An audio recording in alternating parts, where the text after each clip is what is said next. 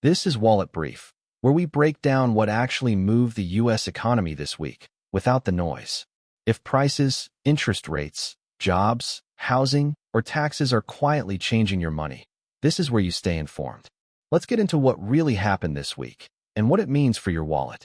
Over the past 2 years, Americans watched inflation cool dramatically from its 9.1% peak in 2022. By late 2024, the annual rate had fallen to around 2.7%, still above the Federal Reserve's 2% target, but moving in the right direction. December 2025 held that 2.7% level, suggesting inflation had stabilized. But economists warned that the final stretch to 2% would be the hardest. Shelter costs remained stubbornly high, food prices kept climbing, and energy showed volatility. The question wasn't if inflation would stay low, it was whether it could get any lower. This week, the Bureau of Labor Statistics released the January inflation report on Wednesday, and it reversed the recent trend. Headline inflation rose to 2.9% year-over-year, up from December's 2.7%.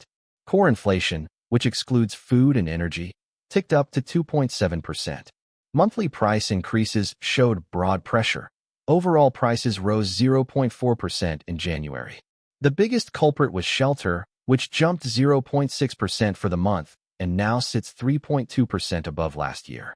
Food prices increased 0.5% monthly. Energy rose 0.2%, though gasoline actually fell slightly.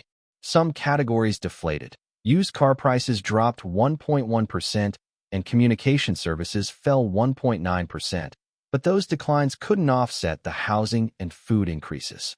The bigger picture shows that disinflation has stalled.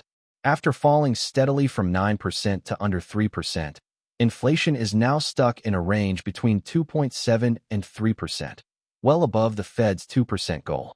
This isn't a surprise spike or a single-month anomaly. It's a pattern. Shelter inflation remains the core problem, accounting for over 1/3 of the entire consumer price index, and still running at 3.2% annually despite rental market data showing slower growth. That lag effect means housing costs in the official numbers won't cool quickly.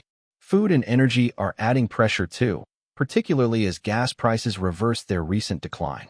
The Cleveland Fed's nowcast projects February inflation at 2.34%, suggesting some relief ahead, but the overall signal is clear. Getting from 3% to 2% will take longer than anyone hoped. For your household, this week's report means one simple thing. Prices are still rising, and relief isn't coming fast. If you're renting or paying a mortgage, housing costs are the biggest squeeze. Shelter inflation at 3.2% means your rent or homeownership costs are rising faster than almost anything else you buy. If you're shopping for groceries, you're absorbing steady increases. Food prices are up nearly 3% annually and rose again last month. The silver lining is that some categories are cooling. If you're buying electronics, used cars, or telecom services, you're seeing real price drops. But those savings don't offset the essentials. The practical impact is this. Your budget is under more pressure than it was 3 months ago, not less. And with the Fed still holding interest rates high to fight inflation, you're also paying more to borrow.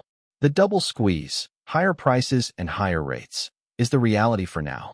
Next week, watch for the PCE inflation report on Thursday, February 20th. That's the Federal Reserve's preferred inflation measure, and it covers October, November, and December data all at once due to the government shutdown delays. If PCE inflation comes in hot, like CPI did, expect the Fed to signal that rate cuts are off the table for the first half of 2026. If it comes in cooler, markets will start pricing in possible relief by summer. Also watch shelter trends. If rental data from Zillow and other private sources keeps showing weakness, official shelter inflation should eventually follow, though with a 6 to 12-month lag. Finally, pay attention to gas prices at the pump. Crude oil is trading around $65 per barrel, and any geopolitical disruption could push prices higher fast. Inflation isn't accelerating out of control, but it's not dying either. The data next week will tell you which way the trend is actually heading. That's your wallet brief for this week. These changes don't always make headlines, but they do change how much you pay, save, and earn. We'll be back next week with the updates that matter. Until then, stay informed and protect your wallet.